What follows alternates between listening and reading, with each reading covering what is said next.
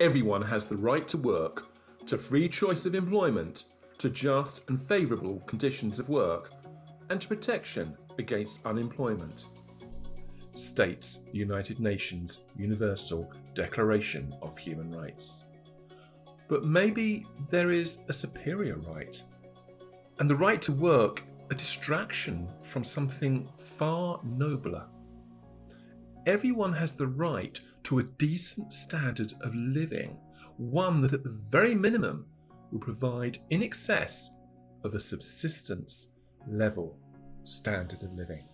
You're creating the jobs for the wrong reason, right? You're creating it for the worker instead of for the output. And that takes us to a disagreement between advocates of a universal basic income and those who instead support a job guarantee.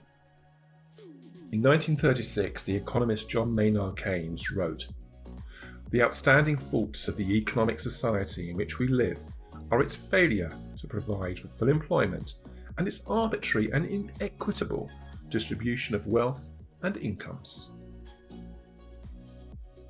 8 years later, US President Franklin Delano Roosevelt, possibly influenced by Keynes, called for a second Bill of Rights, under which a new basis of security and prosperity can be established for all, regardless of station, race, or creed.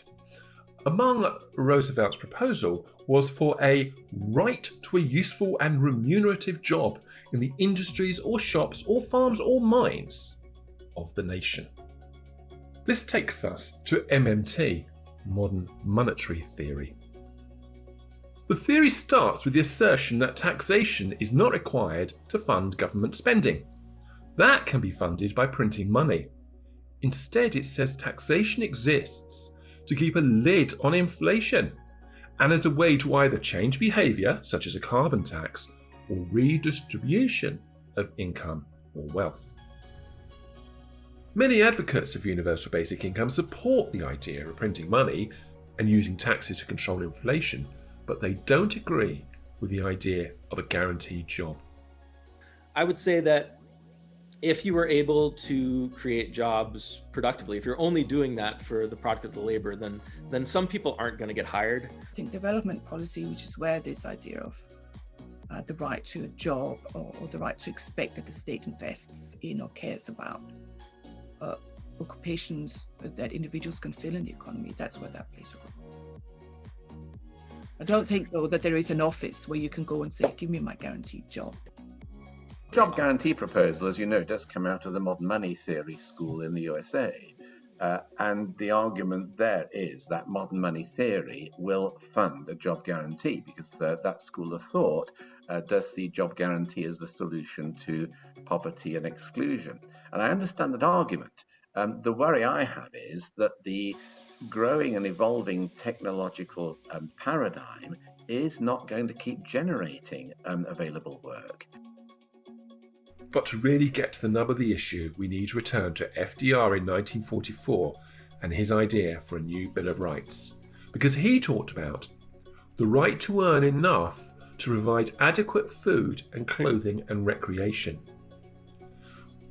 So what matters is not a guaranteed job, it is a guaranteed adequate income.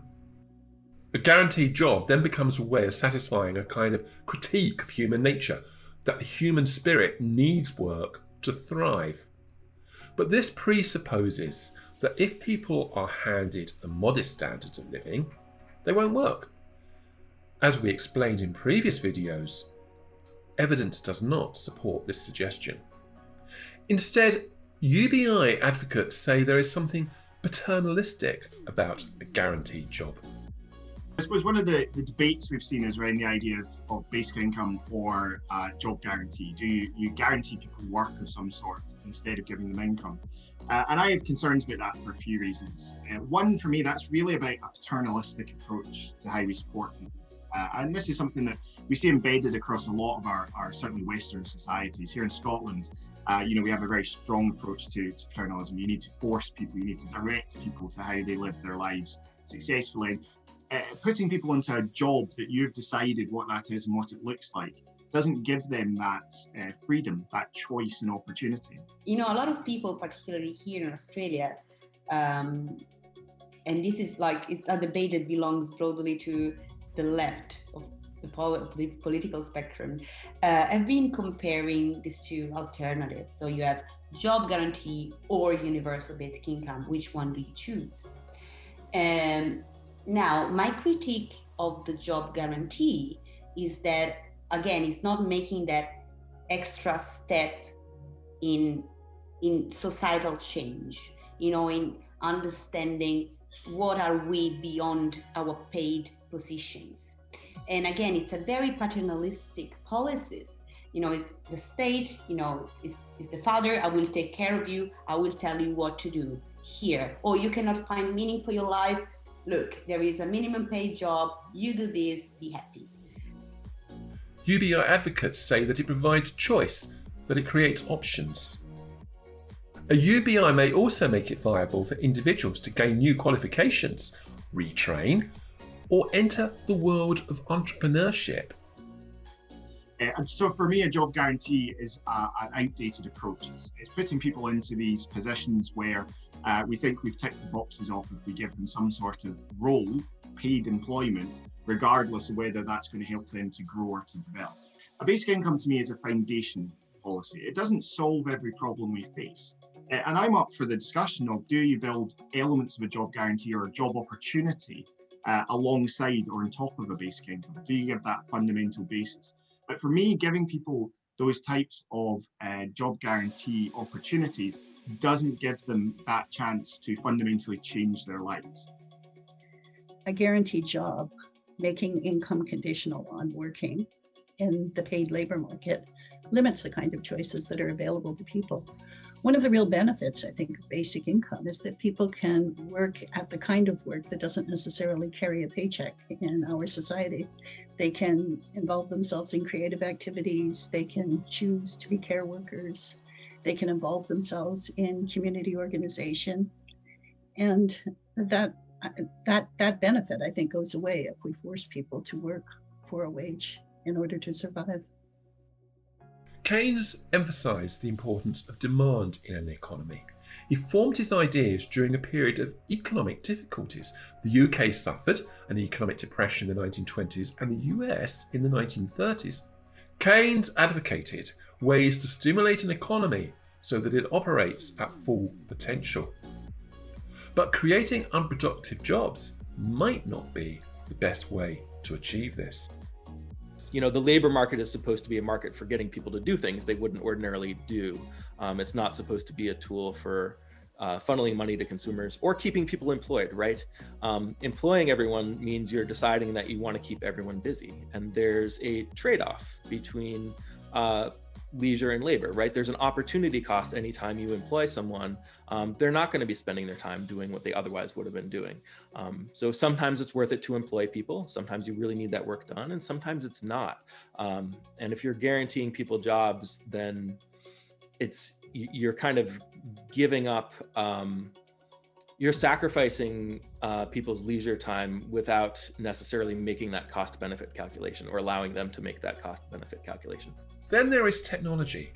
Technology is a good thing if applied in an appropriate way. If technology means we can create more output from less effort, we should cheer up the opportunity it brings and find a way to ensure that the technology dividend benefits everyone. The main problem with it being, though, that work is reducing as a necessity in higher technology economies. So kind of flying in the face of reality. And my view is that it's better to look at whether we can converge with reality and make less work an acceptable and enjoyable part of the human experience, given that we can fund people's income. You know, currently we need to get income to people and we need to get debt out of the economy.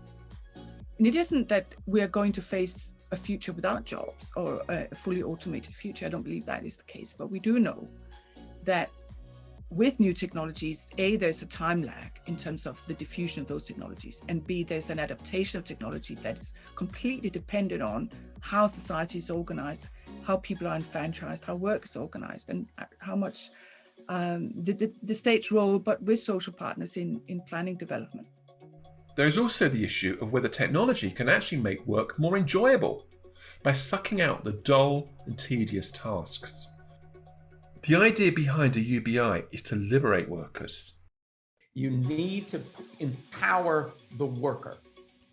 Empower the worker by giving them the possibilities to reject all jobs, to reject being under the thumb of any decision maker, whether it's a private decision maker or a public decision maker. So those are the issues relating to the debate of a universal basic income versus a guaranteed job. Next time, we're going to look at the topic of technology and universal basic income.